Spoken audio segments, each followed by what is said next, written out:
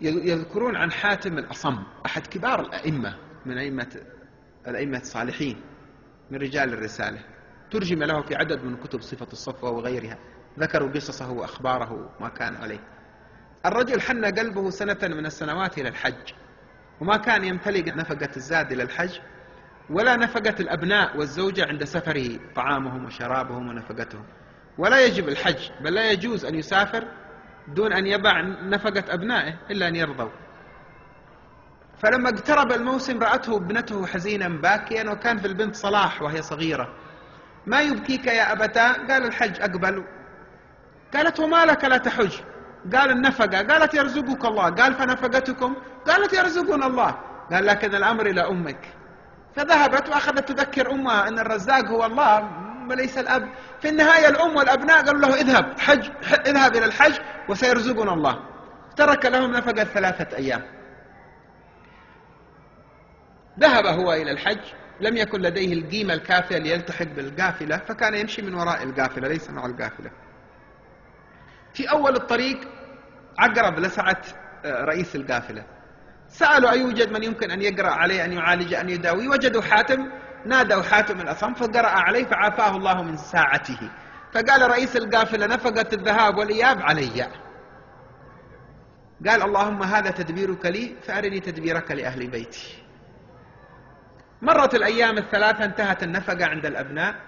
بدأ اليوم الأول ما في طعام في البيت، بدأ الجوع يقرص عليهم، فعادوا باللوم. اليوم الثاني، اليوم الثالث، عادوا باللوم على البنت. أنت السبب، أنت التي طلبت منا، أقنعتينا بأن نأذن له. انظري الآن من أين نأكل والبنت تضحك وهي جائعة تضحك. ما يضحك ونحن نتلوى من الجوع نبكي. قالت لهم يا أماه يا أختاه يا أخي، أبونا هذا رزاق أم أنه آكل رزق؟ قالوا لها آكل رزق، الرزاق الله. قالت لهم ذهب آكل الرزق وبقي الرزاق. هي تكلمهم فإذا بالباب يقرع. من على الباب؟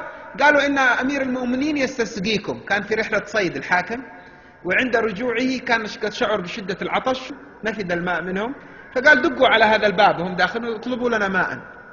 فقامت الأم تملأ لهم الوعاء بالماء من القربة وهي تقول سبحان الله، 3 من الأيام لا نجد طعاما وأمير المؤمنين يستسقينا، يطلب منا الماء نسقيه. فشرب الخليفة فوجد حلاوة في الماء لم يعهدها، فقال من أين أتيتم بالماء؟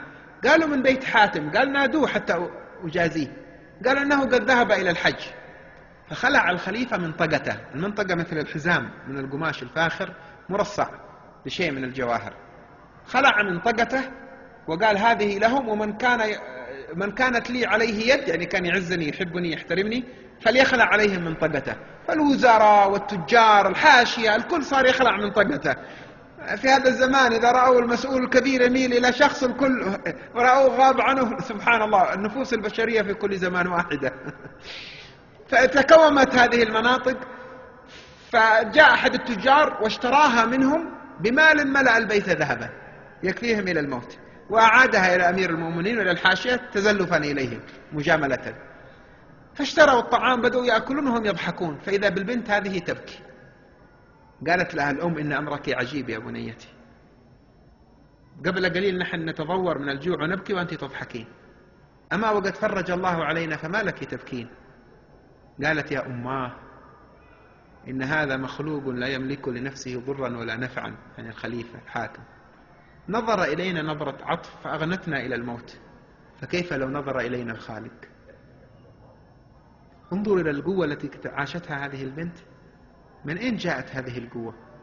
لم يثنها تهديد الفقر، لم يثنها الواقع الذي ضغط عليها بالجوع، أكثر من ذلك لم يغيرها المحيط. الكلام هنا عن التأثر بالمحيط.